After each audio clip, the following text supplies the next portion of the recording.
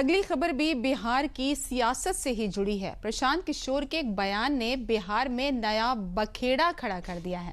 प्रशांत किशोर ने बीजेपी पर जन स्वराज के उम्मीदवारों का नामांकन वापस करने के लिए मजबूर करने का आरोप लगाया है।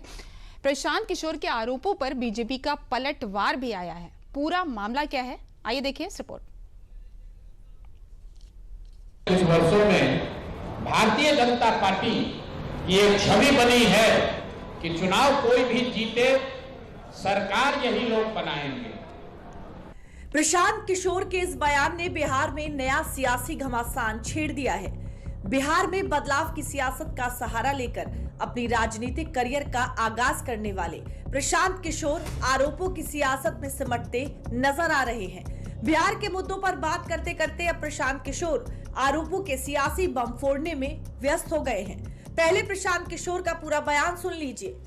कुछ वर्षों में भारतीय जनता पार्टी की एक छवि बनी है कि चुनाव कोई भी जीते, सरकार यही लोग बनाएंगे। अब बिहार में इन्होंने एक नया प्रयोग, नया अभियान शुरू किया है। बिहार में 3 वर्षों तक जन स्वराज को वोट कटवा पार्टी बताने वाले भारतीय जनता पार्टी ये कहने वाले कि इनकी कोई वजूद नहीं है। इनकी हालत देखिए। चुनाव की प्रक्रिया शुरू हुई है और सबसे ज्यादा अगर डर किसी को लग रहा है तो वो एनडीए के भाजपा के लोगों को लग रहा है। अभी आपने खबर सुनी होगी कि पिछले 4-5 दिनों में 3 जन स्वराज के घोषित उम्मीदवार जिन्होंने नामांकन किया या जो लोग नामांकन करने गए, उन लोगों को नामांकन नहीं करने दिया गया या नामांकन किया तो उससे उनका नामांकन विड्रॉ कराया गया। अब कुछ लोग इसको ये चर्चा कर रहे हैं कि लगता है कि जन स्वराज के लोग डर रहे हैं। तो अब कौन डर रहा है, इसको दिखाने के लिए आपके पास यहाँ आज मैंने प्रेस वार्ता बुलाई है। प्रशांत किशोर बीजेपी पर जन स्वराज के उम्मीदवारों का नामांकन वापस करने के लिए मजबूर करने का आरोप लगा रहे हैं।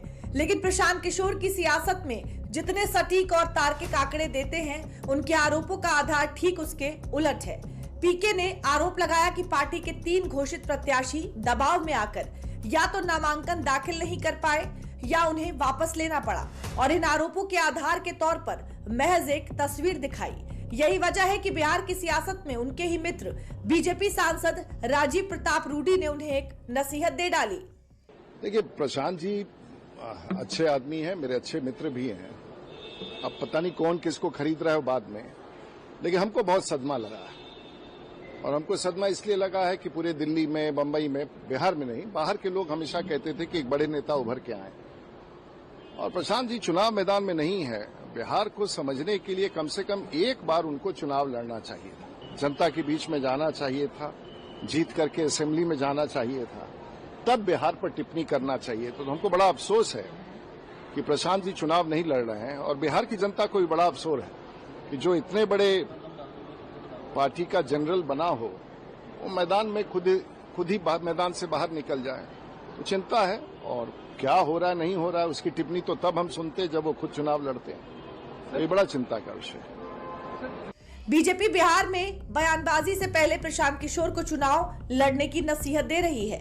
हालांकि प्रशांत किशोर ने चुनाव न लड़ने की अपनी वजह भी बताई है, लेकिन उनके चुनाव न लड़ने के फैसले को उनकी मजबूरी कम और कमजोरी ज्यादा बताया जा रहा है। हालांकि जैसे जैसे चुनाव नजदीक आ रहा है, प्रशांत किशोर अपने बयानों से लगातार सुर्खियों में जरूर बने रहना चाहते हैं।